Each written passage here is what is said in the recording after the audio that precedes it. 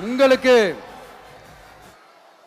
நம்மளை பத்தி நம்ம அரசியலோட நீங்க எல்லாரும் என்னோட அரசியலோட கனெக்டடா இருக்கீங்கன்றது ரொம்ப தெளிவா தெரியுது. அதனால எனக்கு அது போதும். அதனாலதான் எதிரிகள் யாருன்னு சொல்லிட்டு களத்துக்கு வந்திருக்கிறோம்.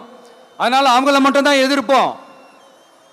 அதுவும் அந்த எதிரிகள் யாரு இப்போ இங்க 2026 சட்டமன்ற தேர்தலில் களத்துல இருக்கிறாங்களோ அவங்கள மட்டும் தான் எதிர்ப்போம்.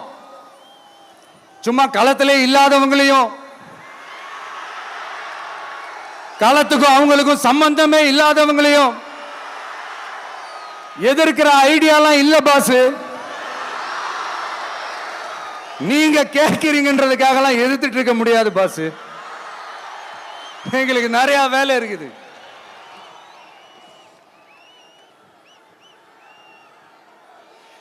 எத்தனை எத்தனை பொய்யான வாக்குறுதிகள்.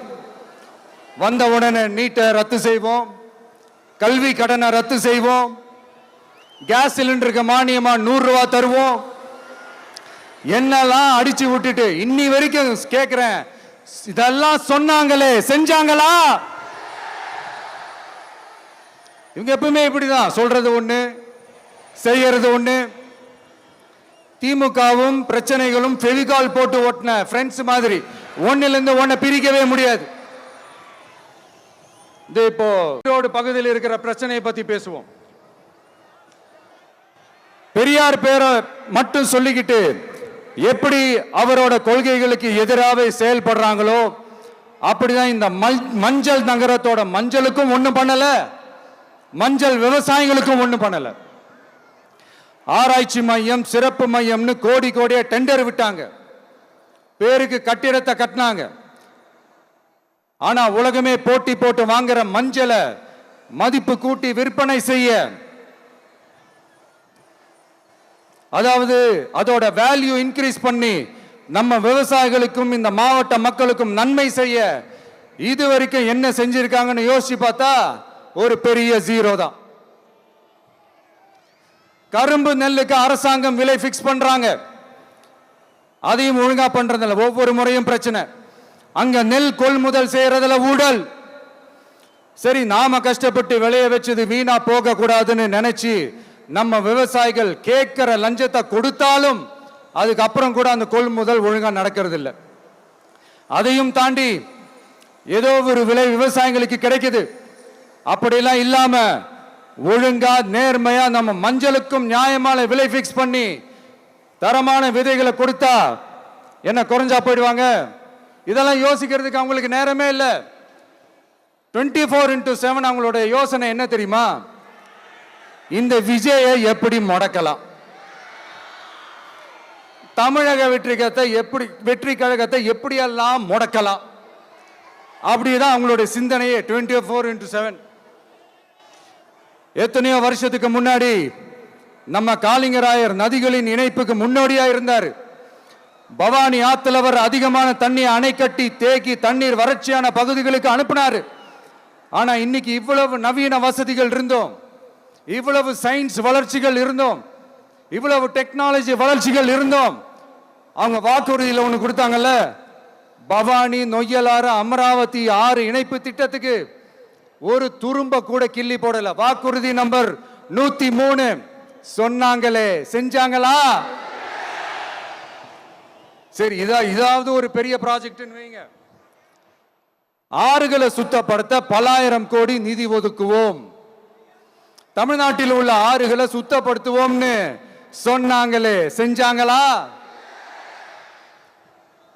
ஆனா ஆத்து மணலை கொள்ளையடிக்கிறதுல மட்டும் வேலையை கரெக்டா செய்வாங்க. இதை நான் ஏன் திரும்ப திரும்ப சொல்றேன்னா, மக்களே நீங்க புரிஞ்சுக்கணும். கொஞ்சம் மசந்தா மற்ற மாவட்டங்கள்ல மணல் காணாம போன மாதிரி, மலைகள் காணாம போன மாதிரி, நம்ம மாவட்டத்தில் தனி வளத்தை கொடுத்த செம்மண்ணும் காணாம போறதுக்கு வாய்ப்பு இருக்கு மக்களே. நம்ம மண்ணுக்கும் நம்ம ஆத்துக்கும் நம்ம விவசாயிக்கும் தான் இந்த மோசமான நிலைமை. அதனால ஏதாவது தொழில் செஞ்சு பிழைக்கலாம்னு பார்த்தா அதுக்கும் எங்க விடுறாங்க? தொழில்னு பார்த்தா 30% நெசவாளர்களுக்கு கூலி பாக்கி. அரசாங்கம் நம்ம நெசவாளர்கள் கிட்ட இருந்து கொள்முதல் செய்த வேட்டி சேலைக்கான கூலியை கூட போராடித்தான் வாங்க வேண்டியதா இருக்குது. அது சலுகையோ உதவியோ நலத்திட்டமோ கிடைக்காது. நம்ம உழைப்புக்கான ஊதியம், நம்மளோட உரிமை, அதுக்கே போராட வேண்டிய நிலையில தான் இந்த அரசாங்கம் நம்மளை வச்சிருக்கு. நல்லா பார்த்துக்கங்க மக்களே, உரிமைக்கு குரல் கொடுத்தவங்க தான் இவங்க. சிறு குறு தொழில்கள் பீக் ஹவர்ஸ் சார்ஜ்னு கரண்ட்டுக்கு அநியாய விலை வச்சு அதையும் செய்ய விடாம நம்மளை முடக்கிடுறாங்க. அந்த பீக் ஹவர்ஸ் சார்ஜ் கொள்ளையால எத்தனை வருஷமா எவ்வளவு பேர் பாதிக்கப்படுறோம், எவ்வளவு தொழில்கள் பாதிக்கப்படுது. நாமளும் கத்துறோம், போராடுறோம், கோரிக்கை வைக்கிறோம். எதையாவது இவங்க கண்டுக்கிறாங்களா? கொஞ்சம் யோசிங்க. ஏன் கண்டுக்க மாட்டேன்றாங்கன்னு கொஞ்சம் யோசிங்க. அப்பதாங்க பிரைவேட்ல அதிக விலைக்கு கரண்ட் வாங்க முடியும், அதுக்கு டெண்டர் விட முடியும். அப்படி டெண்டர் விட்ட மேட்டர்ல எல்லாம் என்ன நடக்கும்னு உங்களுக்கும் தெரியும், எனக்கும் தெரியும், நம்ம எல்லாருக்குமே தெரியும். இந்த மாதிரி ஈரோடுல மட்டும் இல்ல, எந்த மாவட்டத்துக்கு போனாலும் பிரச்சனைகள் மேல பிரச்சனைகள் தான். அதையெல்லாம் தீக்கிறதுக்கு ஒரு சொல்யூஷன் கூட சொல்லாம இதுல வேற பெருமையா மாடல் அரசு மாடல் அரசுங்கிறது இல்ல. நான் கேட்கிறேன், கூச்சமா இல்ல?